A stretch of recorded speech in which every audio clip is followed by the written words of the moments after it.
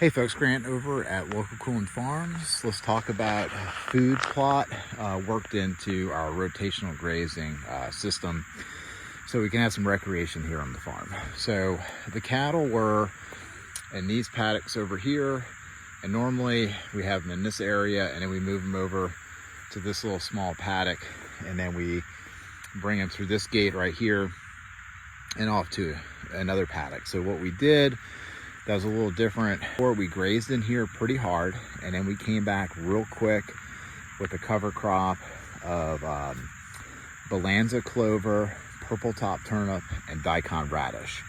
And so we just went ahead and we broadcast seeded with just the Earthway satchel style seeder. We measured out the seed in advance, so we put a total of about 6 pounds out here. Of the 3 pounds of turnip, 3 pounds of the daikon, the purple top, daikon, and clover, 3 pounds each. So we put 9 pounds out here. We have, so far, I'm going to bring you down to this little area. So that's a radish coming up.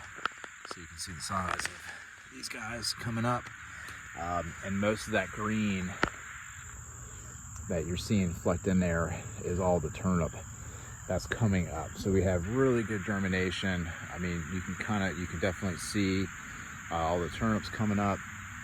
And so we're going to be able just to let this go and do its thing. We have not had a lot of deer activity in here. We've got the cameras on here, and we've had some out here, but not all that much. Hopefully with the cooler weather coming, they'll start moving around a little bit, and we'll just see what happens. But worst case scenario, the cool thing about this is all the effort that we put in, which was simply walking back and forth with the hand seeder. If you call that effort, 9 pounds of seed. Worst case, if we don't get any deer, that's no big deal.